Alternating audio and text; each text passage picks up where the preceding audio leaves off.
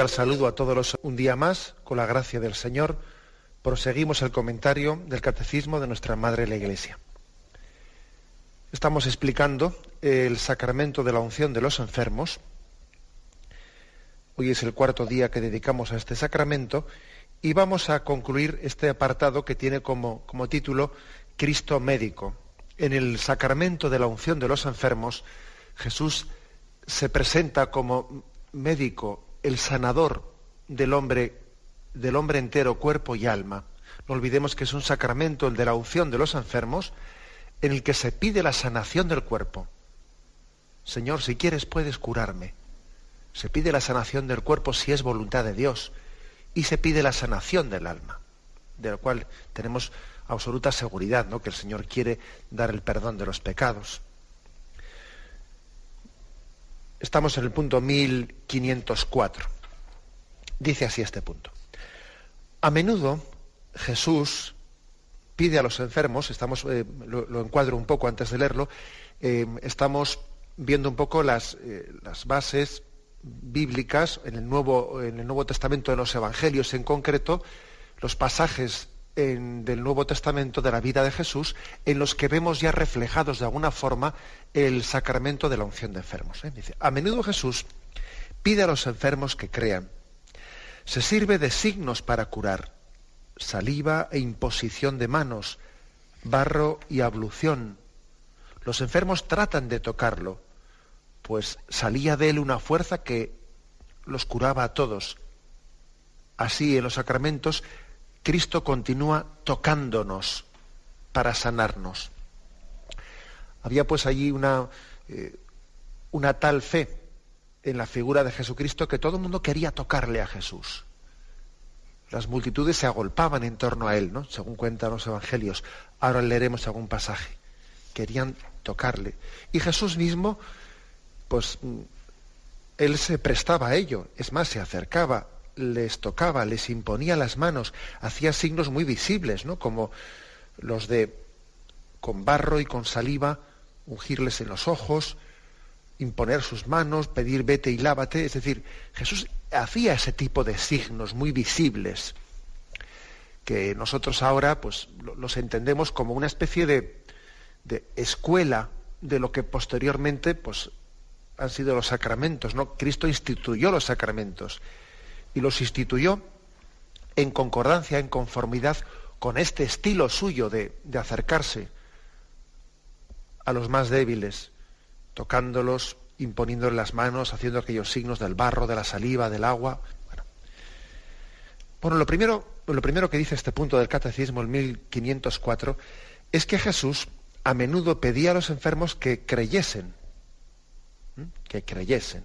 O sea, no eran unos actos, los milagros que Jesús hacía de sanación de los enfermos, no eran unos milagros que pudiésemos decir que eran pues desconexos, desconectados de la fe que pudiese tener el enfermo. No eran una especie de ritualismo vacío de fe, no era algo mágico.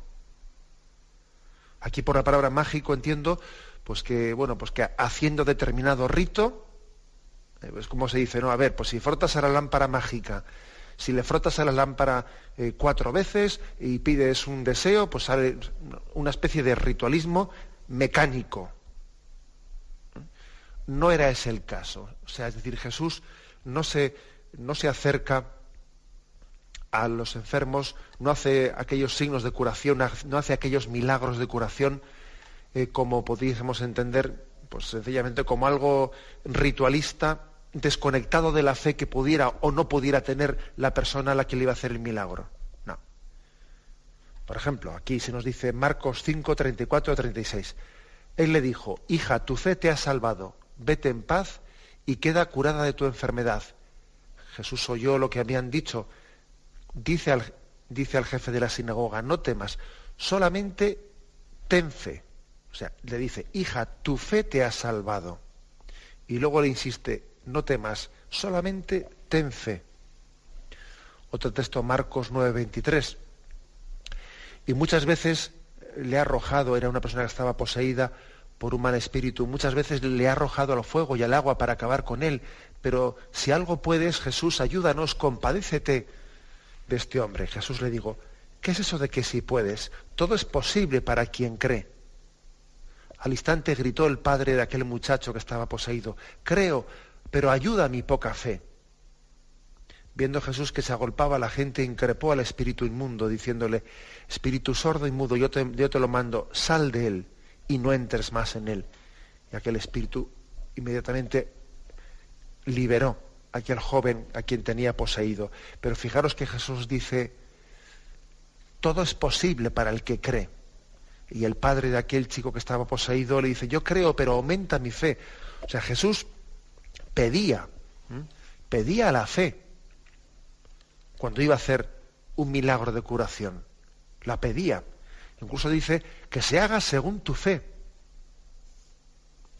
Esto exige que le demos una vuelta, ¿no? Una vuelta de meditación a este aspecto, porque los milagros, por una parte, pues está bastante claro que son signos visibles que Jesús hacía para provocar la fe.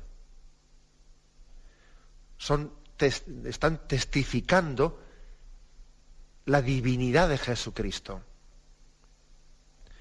Los milagros conllevan quién puede realizar esta obra si no está revestido de la autoridad divina, ¿no? Del poder divino.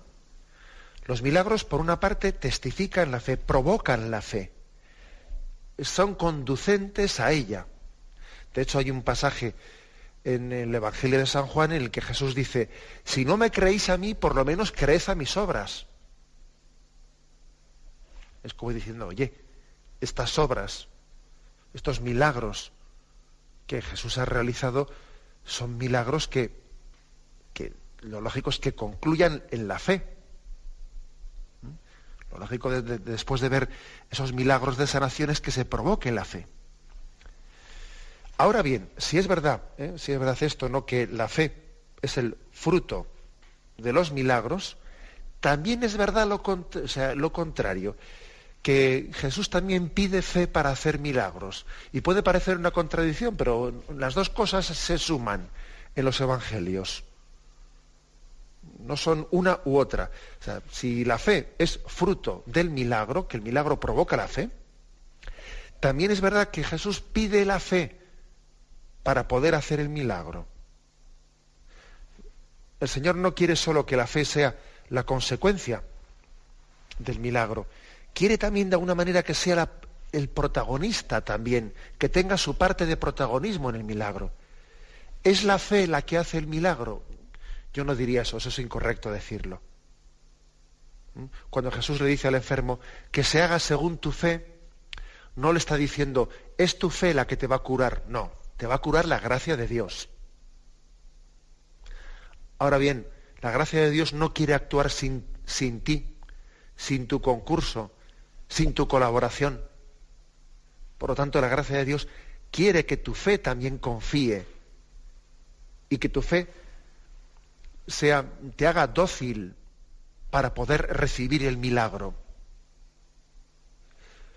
O sea, dicho en resumen, en los evangelios hay esa relación entre milagro y fe. Tenemos textos suficientes para iluminar los dos aspectos. Unos textos subrayan más que los milagros pues son unos signos que Jesús hizo para provocar nuestra fe, y también en otros pasajes se subraya pues que Jesús pidió la fe para hacer milagros. Esto es un poco la pescadilla que se muerde la cola, ¿eh? Y las dos cosas son verdad. El que te creó sin ti no te salvará sin ti. Hemos repetido muchas veces en este programa esa frase de San Agustín. Quiere decir que el Señor quiere que también nuestra propia fe entre en concurso, colabore con su gracia. No es que sea tu fe la que te cure, no, te cura la gracia de Dios. Pero la gracia de Dios no quiere actuar de una manera mecánica, mágica, como he dicho antes, sin que tú también participes con tu acto de confianza y con tu acto de abandono en Dios. Por eso el Señor pedía fe a esos que iba a curar, que se haga según tu fe. Si crees te salvarás, si crees te sanarás. Es uno de los aspectos concretos que tenemos que subrayar. Luego, además, este punto dice, ¿no? A menudo Jesús pide a los enfermos que crean. Se sirve de signos para curar. Se sirve de signos para curar. Pues bueno, por eso los sacramentos están llenos de signos. El aceite, el crisma, que sabéis que es mezcla de aceite y perfume, pues el agua, cualquiera de los signos que utilizamos en los diversos sacramentos, el pan, el vino. El Señor se sirvió de signos, también la Iglesia se sirve de signos para realizar sus sacramentos. No vendría mal recordar la definición de qué es un sacramento. Eso está en el punto 1131 del Catecismo. Los sacramentos son signos eficaces de la gracia, instituidos por Cristo y confiados a la Iglesia, por los cuales nos es dispensada la vida divina. Los ritos visibles, bajo los cuales son celebrados, significan y realizan las gracias propias de cada sacramento. Dan fruto en quienes los reciben con las disposiciones requeridas. Dan fruto en quienes los reciben con las disposiciones requeridas. Por eso también Jesús decía a los enfermos, ten fe, cuando iba a curarlos. Y aquí también la Iglesia dice, dan fruto en quienes los reciben con las disposiciones requeridas, es decir, con fe. Bueno, pues si os dais cuenta, pues la Iglesia, cuando define de esta manera los sacramentos, que son signos eficaces de gracia instituidos por Cristo, en los cuales, a través de unos signos concretos, ¿no? Unos signos visibles, palpables, al mismo tiempo que con unas palabras de Cristo, a través de ellas se nos comunica, ¿no? Se nos comunica la gracia. Yo creo que es bueno que consideremos, que meditemos, por qué Jesús tenía ese estilo de recurrir a signos tan visibles y palpables. El que hiciese con las que hiciese barro con su saliva y lo untase en los ojos del ciego. ¿Por qué tocaba la cabeza o tocaba al enfermo? ¿Por qué le pedía lávate? ¿Por qué Jesús recurría a ese tipo de signos tan, pues podríamos decir, tan materiales a la hora de hacer sus sanaciones y de querer comunicar su gracia? ¿Por qué no lo hacía de una manera más, digamos, espiritual y menos material? ¿Por qué recurría a signos tan materiales? Bueno, pues yo creo que esto forma parte del estilo de Jesús, Forma parte del estilo de Jesús, porque eso de recurrir a saliva, tierra, barro, agua, el tocar, etcétera, eso forma parte, primero es una lección muy pedagógica en la que se nos recuerda que somos barro, en la que se nos recuerda eso de que eres polvo y en polvo te convertirás. Es recordarnos nuestra condición humilde. Y en segundo lugar, es una forma de recordar que Cristo ha venido a salvar al hombre entero, cuerpo y alma, y que nuestra condición corporal también está llamada a la salvación. Jesús no es un espiritualista, y aquí por espiritualista, lo digo en el sentido negativo de la palabra, pues entiendo esa pretensión de que yo vengo a salvar pues lo espiritual del hombre, pero no lo corporal, no lo material. El espiritualismo en el mal sentido de la palabra, pues son esas teorías reencarnacionistas en las que parece que la salvación consiste en salir de nuestra propia condición corporal, y bueno, como si nuestro cuerpo no hubiese sido creado por Dios y no estuviese también llamado a la salvación. No hay cosa más contraria a la fe cristiana que esas visiones orientalistas, reencarnacionistas, en las que parece que se viene a decir que el cuerpo es la cárcel del alma y que tenemos que despojarnos, ¿no?, de que todo esto, como si todo lo corporal no estuviese llamado a la salvación. Y entonces Ese espiritualismo, pues casi, podríamos decir, es lo contrario a ese artículo de credo que dice: creo en la resurrección de la carne. Lo propio, lo específico del cristianismo es la resurrección, y la resurrección de la carne, y entender que Cristo ha venido para salvar al hombre entero. Por eso esos signos que Jesús hacía, el de la saliva untada con la tierra, el hacer el barro, etcétera, etcétera, estaban remarcando mucho que Jesús no es un espiritualista, en ese sentido de la palabra, sino que Él viene a salvar al hombre entero, cuerpo y alma, al hombre entero. Y nos está recordando que también nuestra condición corporal está llamada a la visión de Dios. Somos poca cosa, es verdad. Somos un poco de barro, es verdad. Recuerda que eres polvo y en polvo te convertirás, es verdad.